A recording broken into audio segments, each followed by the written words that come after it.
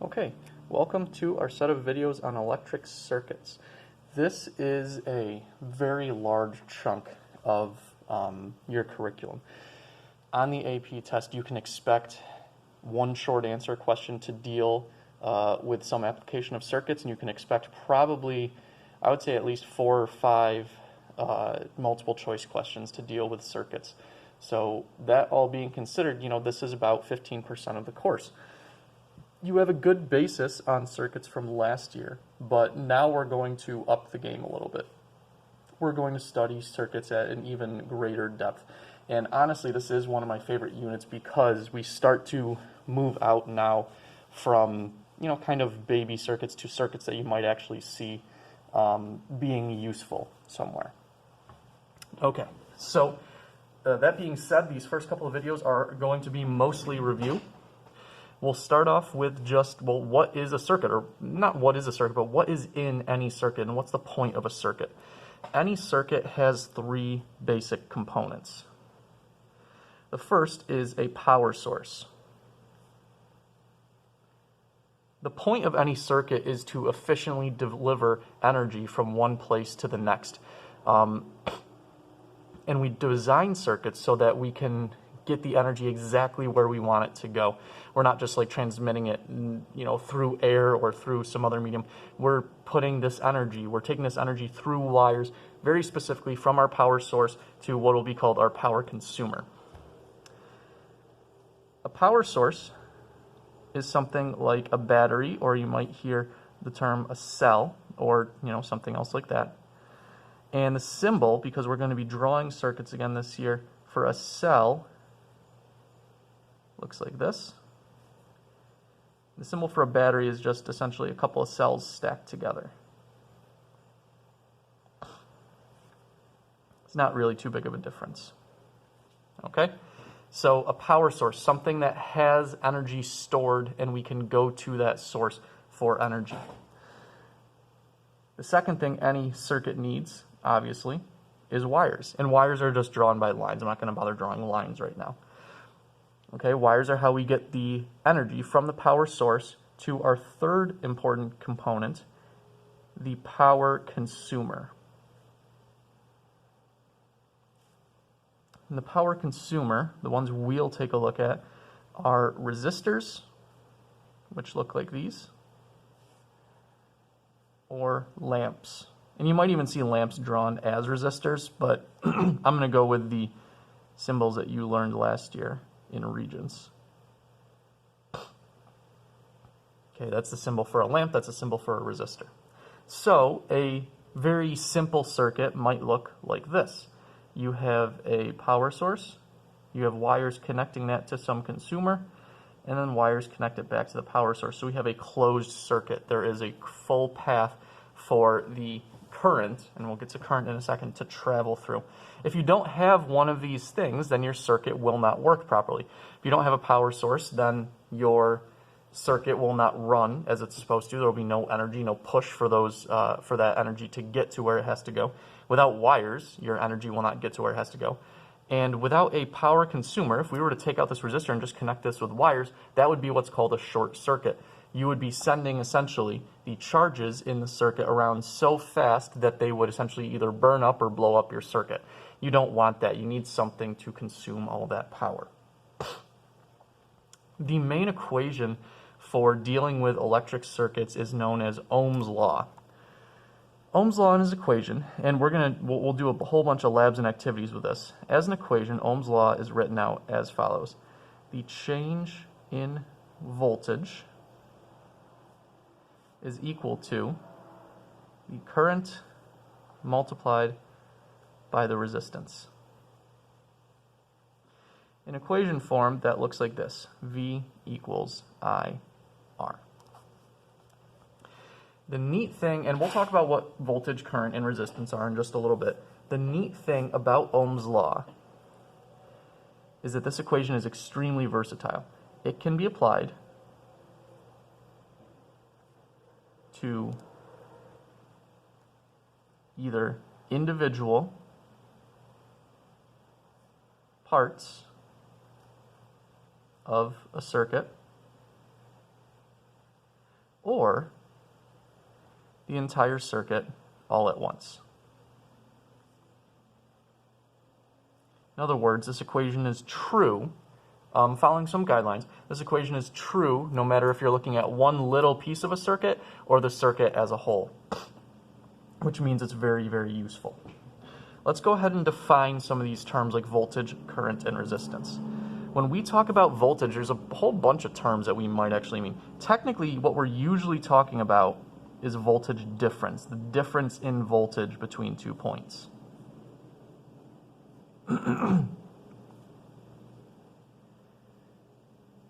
The definition of voltage is one of the trickier definitions that you will encounter this year. I'm going to define it a little bit differently than I did last year.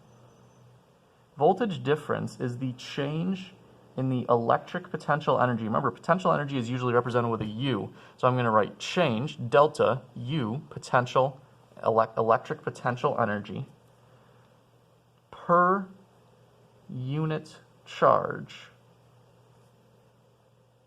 between 2 points. The change in electric potential energy per unit charge between 2 points. So not only are we talking about a change in energy, we're taking that change in energy and we're dividing it by something. We're dividing it by how much charge is moving that energy. And the change in energy happens between 2 points in space, physically 2 locations.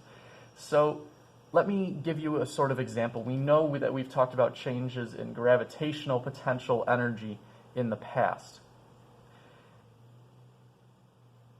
What we're talking about here would be kind of like if we're saying, okay, we want the change in gravitational potential energy divided by the object's mass. We want to take the change in gravitational potential energy and divide it by the object's mass between 2 locations, like the top of a mountain and the bottom of a mountain. This is similar to voltage because in both cases we're taking a change in energy and dividing it by a quantity that actually affects that change in energy. In terms of my example of gravitational potential energy, the mass of the object very obviously affects the gravitational potential energy. In this case, the bigger the charge that is moving, that is carrying this energy from point to point, the more the bigger the charge, the more energy that it can typically carry. It contributes to that electric potential energy. The reason that we're looking at voltage is so that we don't have to worry about the size of, essentially, it's kind of like so we don't have to worry about the size or the amount of charge carrying the electric potential energy.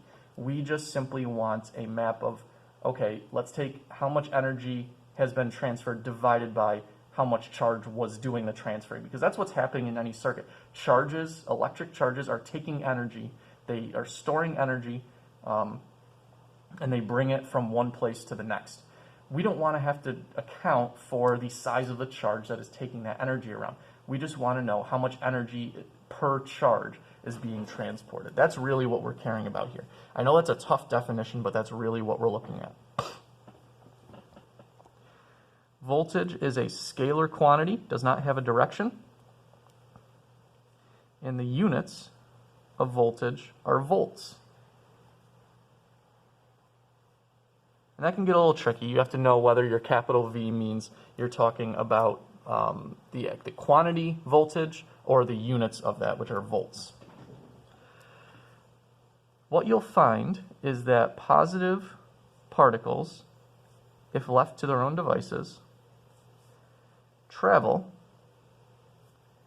from high to low voltage.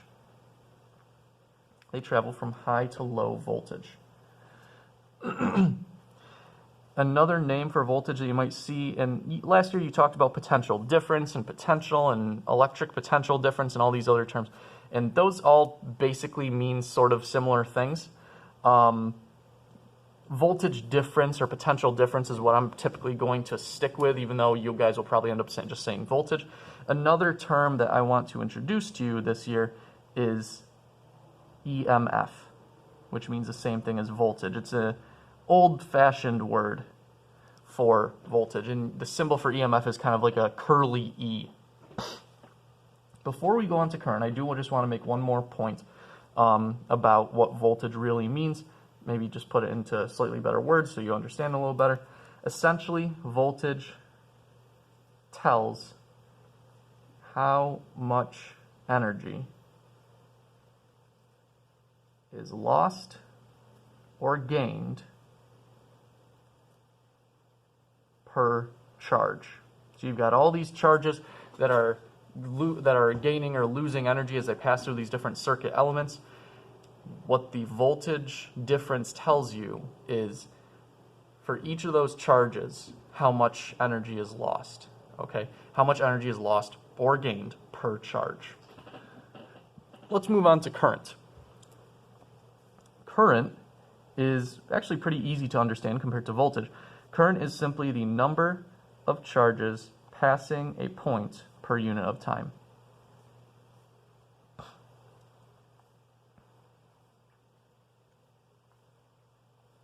And the symbol is I, and last year you had this equation for current. You said that I equals delta Q over T. I equals change in Q, charges passing a certain point, divided by how much time that takes. We also very briefly touched, and we'll touch it on again right now, last year, that remember how when we talk about electric charges moving, typically we mean that negative charges move. We say the positive charges are stuck in place. Well, yeah, that's actually what happens in a circuit. The electrons are the charges that are moving. However, because it's the electrons that are the charges that are moving, therefore, in reality, what we have is we think about current as being, in that sense, negative. Current flows in a certain direction. Back when people weren't sure what types of charges were moving, before we knew exactly what the electron and the proton were and their roles and everything like that, we kind of assumed that the current that was flowing was actually positive.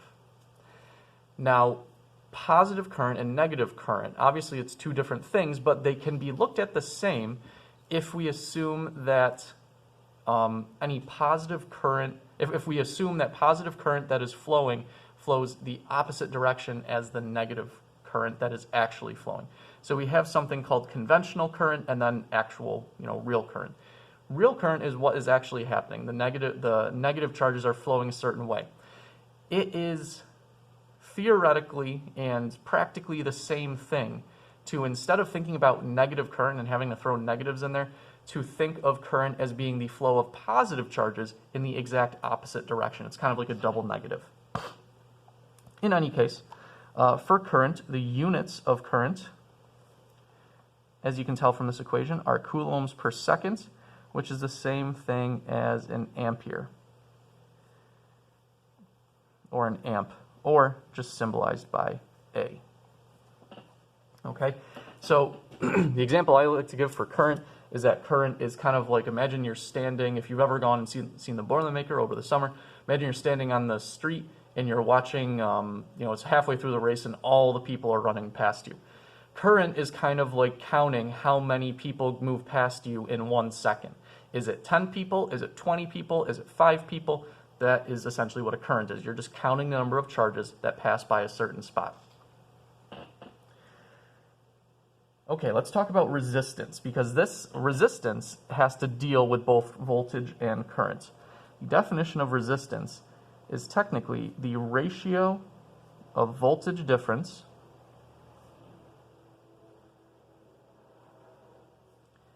across a circuit's component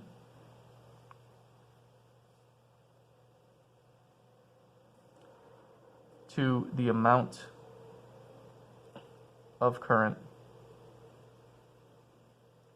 through that component. So essentially, we take the voltage difference across a certain part of a circuit and divide it by the current passing through that part of the circuit. That's a really mathematical definition. What this essentially, you can kind of think of it like this. What this tells us is it tells us how, I'm going to put this in quotes, tells us how hard current works to get through part of a circuit. Because the harder the current, the charges making up this current has to work to get through a part of a circuit, the more energy that is dissipated or given off. Because remember, a circuit exists because we want to take energy from one location and get it efficiently to another location where it can be used. The circuit dissipates or gives up that energy at its specific location. Okay? Let's see here. So, okay, it tells how hard the current works to get through part of the circuit, and it dissipates energy. So when we see things like resistors, those are designed for the current, for the charges to have to give up their energy at that resistor. Okay, so some, I do have variable resistors marked in here. Some resistors,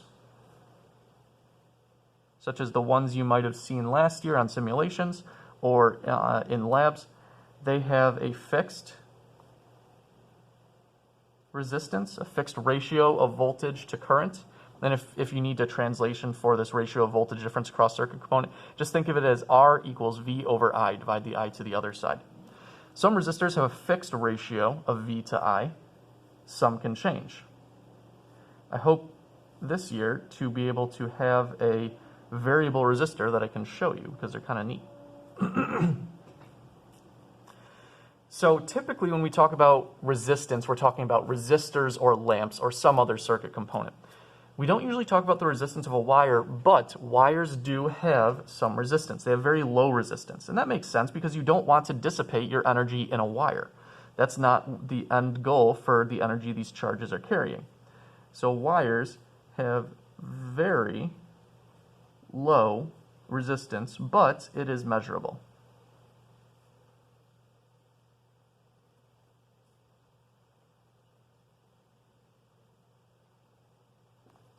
The equation for the resistance of a wire is as follows. The resistance of a wire is equal to this kind of curvy looking P thing, it's called a rho, times L over A. The rho, the curvy looking P thing, is known as the resistivity. You need to understand that this is not the same thing as the resistance. Resistivity and resistance are separate things. Resistance is specific to that particular circuit piece, that element of the circuit. And I don't mean element as in material. That particular piece of that particular circuit. Resistivity of a wire is how good that particular metal in the wire is at allowing charges to move. It's essentially kind of like saying how good of a conductor is it? Does it let charges move very easily? Does it not let charges move very easily? For wires, you typically want to have low resistivity, okay? You might remember on the Regents reference tables, there was a whole chart dedicated to resistivities of different wire metals. L is the length of the wire, and A is the cross-sectional area of the wire. And I'll explain that one a little bit. To find the cross-sectional area, you cut the wire open perpendicular to the length, and you measure the area of the exposed face. So for instance, if I want to find the cross-sectional area of this pen, I might cut the pen right here like this, and then I would measure the area that I have just exposed. Okay, I guess the pen is hollow, so that's not a great example, but I don't have any other sort of cylinder here. Okay, well, I guess this would work. Here's a little brass mass. The cross-sectional area of the brass mass would be like the area of this face right here. Before we close this video, I just want to talk very briefly about how these different factors affect wire resistance. So if you want to increase the resistance of a wire, here's how you would do it. Wire resistance increases with, and you can tell most of these right from the equation, with a higher resistivity that would make the wire resistance go up because you are using a type of metal where charges can't move as well. In other words, they have to exert more energy to get through the wire. Since L is in the numerator, it would also go up with a longer length, because with a longer length, even if the resistivity is low, there is some resistance, so the longer the length of the wire is, the charges need to use more energy to get through the wire. Wire resistance will increase, since A is in the denominator, they will increase with smaller area. And that's because if there's a smaller cross-sectional area, that means that there's a thinner wire, which means it's harder for charges to move through. And then finally, there is one that isn't listed on here, and that has to do with higher temperatures. Let me move this up so you can see it a little bit better. Okay. With a higher temperature, remember, higher temperatures, we're not going to study thermodynamics, but you should at least know this. Higher temperatures typically make particles and charges move around faster, but what that's also going to do is induce more friction and make it so that the charges end up losing more of their energy before they get to the power consumer itself. So with higher temperature, you also get more resistance typically. That's why phones don't work as well when they get really, really hot. So the charges are more energetic.